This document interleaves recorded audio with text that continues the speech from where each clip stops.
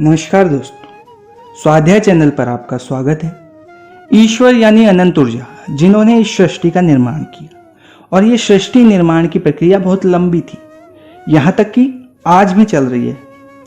दोस्तों, परब्रह्म से ब्रह्मा की उत्पत्ति हुई। उन ब्रह्मा ने सैकड़ों वर्षों तक तपस्या करके स्वयं को जाना, स्वयं की उत्पत्ति के कारण उन ईश्वर को जाना और उन्हें क्या कर्म करना है ये जाना। उसके बाद ब्रह्मा सृष्टि के निर्माण कार्य में लग गए। अब सृष्टि का पहला व्यक्ति सृष्टि का पहला काम करे तो एक बार में तो बेस्ट चीज बन नहीं सकती। इसी तरह ब्रह्मा जी ने भी पहली बार में अनुभव के अभाव में अज्ञान की 5 वृत्तियां रची: तम, मोह, राग, दोष, अभिनिवेश। ये पांचों रचना बुरी थी, गलत थी। कुछ समय बाद ब्रह्मा को अपनी गलती का एहसास हुआ, पर अपनी एक असफलता से वो दुखी होकर नहीं बैठ गए। उन्होंने और 100 वर्षों तक तप किया, चिंतन किया, मनन किया कि क्या कमी रह गई, और उन्हें अपनी कमी को दूर करने का मार्ग भी मिल गया। उन्होंने हार नहीं मानी और दोबारा कोशिश की। दूसरी बार में उन्होंने 4 पुत्र उत्पन्न किए: सनक, सनंदन, सनातन और सनत कुमार। ब्रह्मा जी ने इन चारों से कहा कि तुम चारों आगे और सृष्टि करो, पर वो चारों महान तेजस्वी और ईश्वर भक्त थे, इसलिए उन्होंने सृष्टि के निर्माण के काम के लिए साफ मना कर दिया। उनकी इस बात से ब्रह्मा जी को बहुत गुस्सा आया कि मेरे पुत्र होकर मेरी बात मना कर रहे हैं। दूसरे प्रयास में भी काम नहीं बना।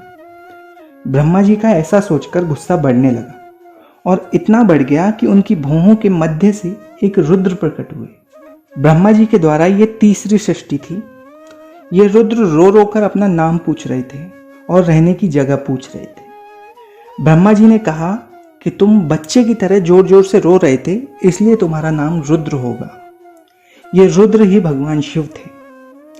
दोस्तों ध्यान दें, सनक, सनातन आदि चारों बालक की आयु के थे, परंतु रुद्र यानी शिव पूर्ण रूप में प्रकट हुए। शिव का बाल रूप नहीं था। तो ब्रह्मा जी ने शिव जी से कहा कि तुम आगे सृष्टि का निर्माण करो। भगवान शिव ने अपने ही समान मस्त मौला, भूत पिशाच और गण आदि उत्पन्न करने शुरू कर दिए। कुछ ही समय में सब जगह कोलाहल मचने लगा। तब ब्रह्मा ने शिव जी को रोका और तप करने के लिए भेज दिया। ब्रह्मा जी का तीसरा प्रयास भी असफल हो गया। अब तो किसी का भी दिमाग खराब होगा ही, लेकिन ब्रह्मा जी को परमेश्वर पर पूरा विश्वास था, इसलिए वो दोबारा तप करने लगे और मन को शांत स्थिति में लाए। जब मन पूरी तरह शांत हो गया तब उन्होंने 10 पुत्र उत्पन्न किए। ये पुत्र थे मरीचि, अत्रि, अंगिरा, पुलत्स, पुलह, क्रतु, भृगु, वशिष्ठ, दक्ष और नारद। इनमें से कई के आगे अनेक पुत्र पुत्री हुए।